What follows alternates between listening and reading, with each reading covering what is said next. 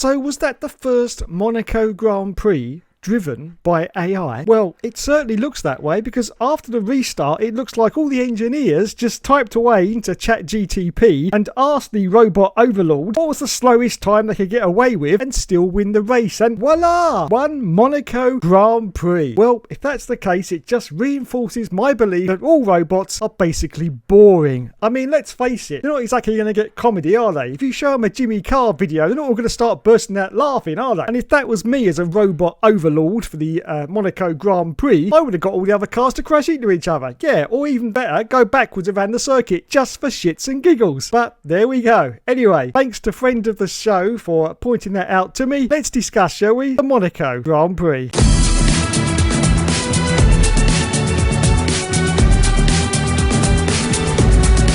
Well, the Monaco Grand Prix. What exactly could you say about that one? Well, it was an exciting start. We had a beautiful crash at the start involving Sergio Perez and, of course, both the Haas drivers. There was debris and carbon fibre everywhere. I had sort of flashbacks to Spa 1998, only in the dry, and I thought, yes! And most importantly, no one was hurt, so it was fine. I love a good crash. I really do love a good crash. But then came the restart. Yes, the restart. And basically, the four cars in front decided to be on hard tyres, and that would last the whole of the race. Yes. And because of the new cars for 2022, and now we're in 2024, they're so bloody wide now that you just can't pass. And Monaco, I have to say, it's about time it went. Yes. Unfortunately, the only reason Monaco's there is to please the King of Monaco.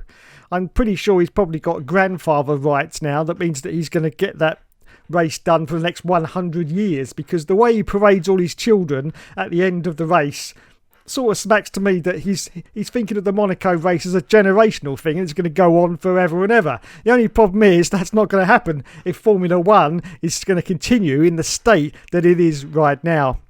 Now, I've been watching Formula One since 1988, and never in all my days have I seen it in the state that it is in right now in 2024. Oh my goodness, it's just unbelievable watching this utter shite every single week. And unfortunately, there is no one at the FIA or the FOM who have got the balls to sort this out. Back in the day, Bernie Ecclestone would have sorted it out. It may have involved a bit of cash, but he would have sorted this out. Back in the day, Max Mosley would have sorted this out. But there is just no one with any spine whatsoever to try and sort out Formula One right now. They're just quite content to keep going until the last viewer has completely dozed off. It's just ridiculous. All they're worried about at the moment at the FIA and the FOM is upsetting people from minority groups. Yes, that's all they're worried about. They're not worried about the racing. They're not worried about anything else. It's just making sure that all the minority groups are absolutely fine. Yes. What about upsetting me? Yes. 1988, I've been watching Formula One, and this is just total and utter shite. And you know the person I blame for this is Ross Brawn. Ross Brawn said in 2022 that the new cars were going to make some really exciting races. Ross, you were wrong. In fact, you were way off the mark. Way off the mark indeed. Now, where is Ross Brawn? I haven't seen any sight of him for years now. No, where is Ross Brawn? Where is the interview saying, excuse me, Ross, is it true that now in the year 2024, seeing how these cars are, racing on track, that in fact you fucked up royally, didn't you? You fucked up royally. Where's that interview? I haven't seen that anywhere. And where is Ross Brawn? Where the hell is Ross Brawn? Is he hiding in a cave somewhere? Because I haven't seen him for ages. So sorry, Ross, but you were dead wrong. These cars have not made the sport much more exciting, and unfortunately it's made the sport even more boring. And if this continues, there's going to be no one left to watch it, and I can't see in 2026 any big change to that. Okay, we're going to have these flexible front wings. that sounds like a disaster waiting to happen. But apart from that, there's engine regulations, changes. I think the MG UK is going, but that's not significant, okay? Yes, they are going to be down on power. They're going to not be using fuel injection. It's going to be naturally pumped into the engine and all that malarkey. But still, fundamentally, I think the look and the design of the cars is going to be pretty much the same, apart from, of course, the changes to the front wing. And if this is the case, then Formula One is absolutely doomed. Formula One is doomed. I can't see it lasting beyond 2030. No, not beyond 2030. And I'd say the FIA, all of them as a collective together just haven't got a clue. They think they're producing exciting stuff for us every week. Well, it seems like every week. Sometimes only a fortnight, but most of the time it's every week. They think it, that we're really happy about the state of Formula One right now. Well, I have to tell you, we're not happy at all. As a die-hard Formula One fan, I have never seen the shit show that is going on right now with Formula One. It's just absolutely ridiculous. It's just unbelievable. I'm sitting here watching, well, what was it in the end? 16 cars going around Monaco, single file, one behind the other, because you can't pass. These cars are just too wide now. You just can't pass for 76 laps. Even Max Verstappen came out and said that was boring as shit. And I'm going for a run now with George Russell because I'm just completely fed up. Max Verstappen. Now, you can't blame this race on Max Verstappen dominance because there wasn't any for Max because he couldn't do shit. He couldn't pass the car in front of him because the cars are too wide and there's no space to pass. I couldn't believe what I was seeing. And that just carried on for 76 laps. And you, FOM, FIA, think that is entertainment for us, the viewers watching. Well, it isn't. It isn't entertaining at all. It's as boring as shit. And you must realise that. And you must get your head out your backsides and do something about it before this sport disappears into the ether and will never return. Because don't think with your arrogance that no matter what happens, Formula One will continue. It only continues if people watch it. And if people are getting so fed up with it, they won't watch it anymore and it'll be gone. So don't think in your arrogance that Formula One will continue for the next 50 years, because it won't, because nothing lasts forever. And if it's as boring as shit as it is at the moment, nobody is going to watch it. And you know what? I don't blame them. I don't want to watch it. I do not want to watch it. Luckily, I only got the highlights of Monaco. It was all over for me in about 50 minutes. And I'll tell you what, I was so glad when Charlie Boy crossed that line. I was just, oh my God, it was just unbelievable. I was just like, yeah, oh God, it's over. It's done. That should not be the feelings of a die-hard Formula One fan. I should not have those feelings that, God, I hope it's over. I should be excited at the end of the race. It was a good race. It was it was an impressive race and I loved it. No, I'm just glad it's all over. Watching F1 now is like watching Star Trek Discovery. It really is. You're hopeful every single time that it's going to get a little bit better, but it never does. But that's exactly what F1 is like now. It's the Star Trek Discovery of Formula One. It is. It is. It certainly ain't no Star Trek Next Generation, is it? No. It ain't even a Deep Space Nine, to be honest. No, it's a Star Trek Discovery. That is what F1 has become. Yes. Absolutely boring as shit. So what can be done? Well, at this precise moment in time, absolutely nothing. I rather expect that the cars are already built for 2025. They're going to be exactly the same as these cars.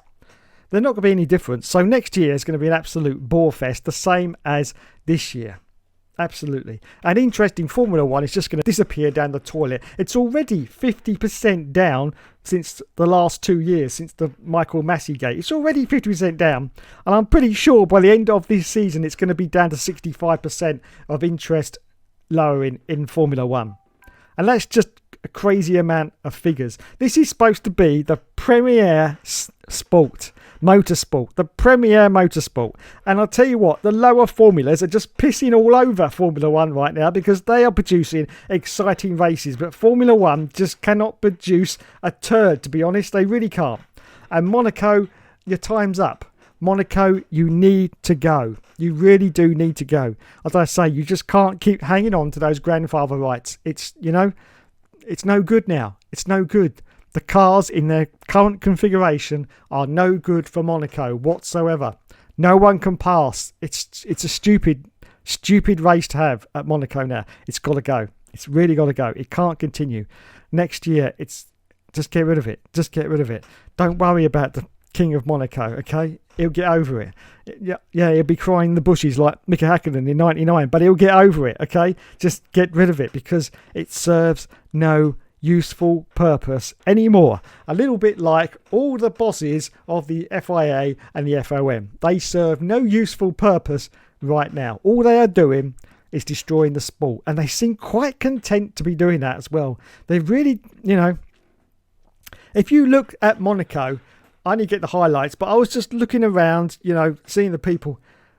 There was not very many fans at that circuit. Of course, it's very expensive to get to Monaco anyway, but just looking around, I was looking at some of the grandstands. They all looked like rich people and rich people's friends and friends of rich people and, have a ticket. Yeah. I didn't see very many genuine fans at that circuit because they knew it was going to be boring as shit, okay? They don't even go there for the racing, do they? They go there for the glitz, the glamour, and the very nice women. Yes, very nice women. Hello, girls, as Maya Walker said during one of his races when they cut to one of the yachts and there was a girl there in a bikini. Yes, I still can't get that out of my head for some unknown reason. Anyway, yes, so that's what they go there for. They certainly don't go there for the race. No, they don't go there for the race because it's just absolutely boring. Absolutely boring. Now, one other thing I'd just like to point out that did make me laugh, but of course, this is the way of the world. If anyone doesn't know about this, read some of the novels about this kind of thing. Okay, I won't go into the novels. You click them online and you'll find out. Animal Farm. I'll just leave you that one, okay? So this is the way of the world, but it just makes me laugh. Have you noticed that all the big stars in Formula One, like Sainz and Charles Leclerc, have got absolutely stunning girlfriends? Have you noticed that? And it's all the big, and yet some of the lesser stars further down the grid. I'm not going to mention any names whatsoever. I did see a few faces during the Monaco, but some of those have got less than impressive girlfriends. Let's just leave it like that. Less than, and I think that's just so indicative of our society. Yes, it makes me very sad as a very ugly person. Yes, who fell out of the ugly person tree and hit every single branch coming on the way down until he hit the bottom and ended up on his bum and very, very sore indeed. I just don't like it. No, I don't like it. But, as I said, it's the way of the world. It really is the way of the world. Carlos Sainz is not going to go out with a minger. Neither is Charles Leclerc, but it just upsets me. But I just wanted to get that in at the end. It just upsets me that you see they're always with, Anyway, and the ones down the back. What else can I say? Anyway, let's just finish off with the race. I'd just like to say a congratulatory award for Lance Stroll for being a complete and utter pillock. I hear someone tried to interview Fernando Alonso at the end and he just turned around and went, for fuck's sake, I give up, and walked off. Apparently, I can't confirm that, of course, but that's the rumour, because he did all that holding back and then the plum comes in or goes out, I don't know, and it's the barrier and takes his time and has to come in. Oh my God. That bloke's amazing. He's absolutely amazing. I've never seen a plum of the highest order of plumness be in Formula One. We all know why he's there, but it's just amazing. It really is. And of course, now, the person involved in the incident was Kevin Magnussen. And looking at the replays, it looks like he as they said in the commentary, he just didn't lift off. He just didn't lift off because he doesn't know how to. And unfortunately, that did take out Sergio Perez. Now, he's only got 2 points left on his super license. And if this incident is said to be worthy of 2 points, then he will get a 1 race ban from the next race. So there could be a seat up for grabs in the next Grand Prix for someone. Oliver Bearman, perhaps? Possibly. But yes, so if he gets 2 points, and I'm pretty sure they will probably look at that and give him that 2 point penalty, because it did, unfortunately, looking at the angles, did look like his fault. So yeah, he will be out for a 1 race ban.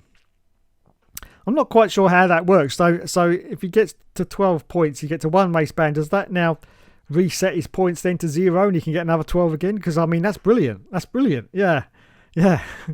I just keep doing that all the time. Yeah, I just keep getting 12 points up and then just getting 1 race ban and then come back and rack up another 12 points. Why not?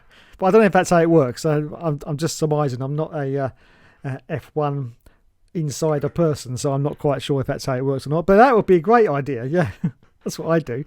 But yeah, so it looks like Kevin Magnussen could be in the shitter. The other person who's in the shitter is Esteban Esti who collided with his own teammate. Yes, that's not good.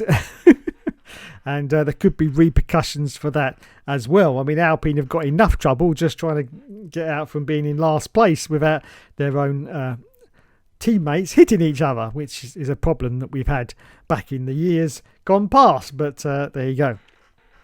So anyway, that was my quick review, I say quick, 15 minutes later, of the fabulous Monaco Grand Prix. Now, let me know in the comments, what do you think? Did you enjoy the race? That's what I want to hear. I want to hear someone in the comments who said, cracking race, really enjoyed it. Because if you say that in my comment section, I will come to the conclusion that you are absolutely bonkers. Yes, absolutely bonkers.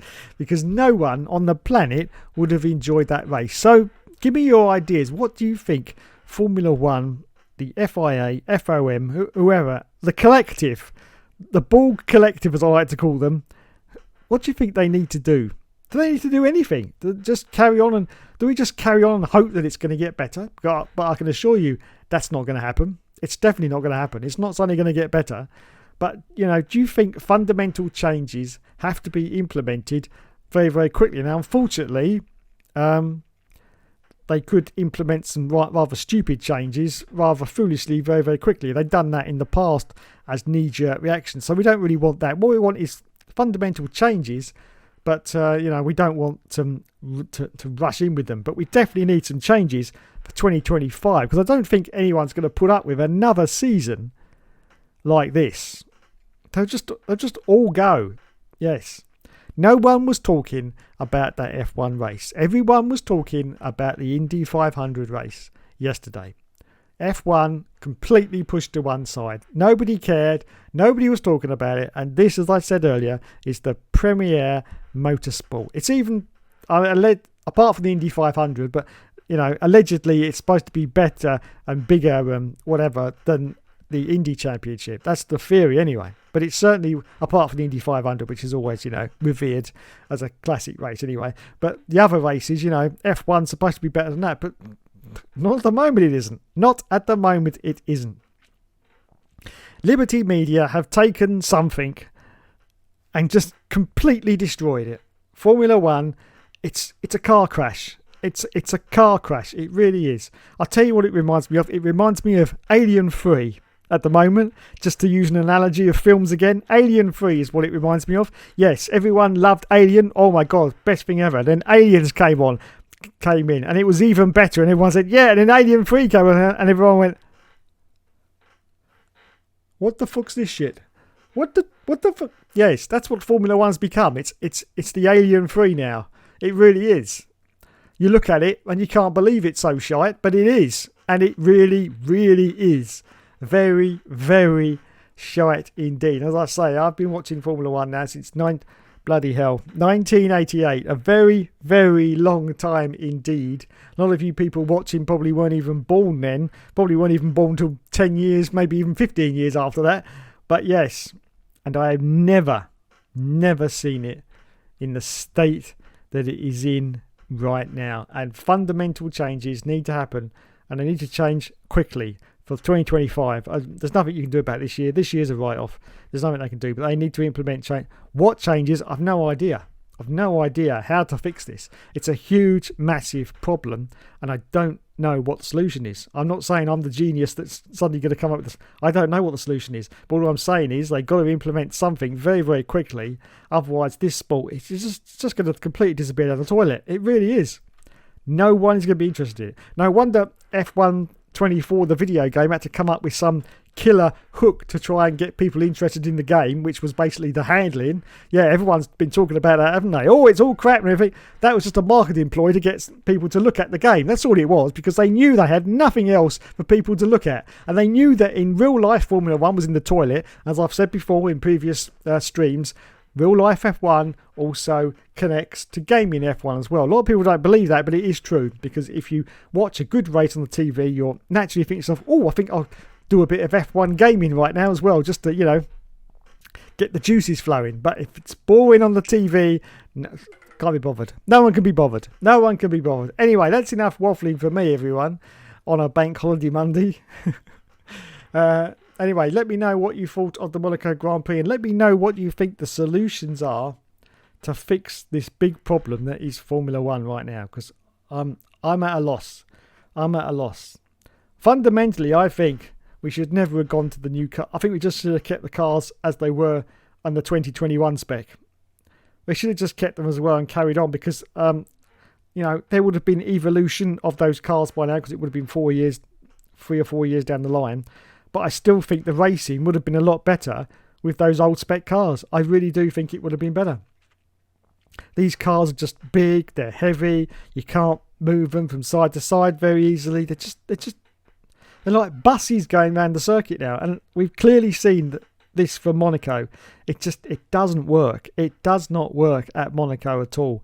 And fundamentally, changes have got to be implemented very, very quickly indeed. But I just can't see it happening, because nobody at FIA, FOM have got the spine to sort it out. You're all spineless, and you think that this sport is going to thrive and survive for the next 100 years. And I'm telling you now, it isn't going to. It's going to sink without a trace unless you do something quick. Anyway, that's enough rambling from me. Thanks so much for watching, everyone. You've been awesome as always. And I'll catch you in the next video.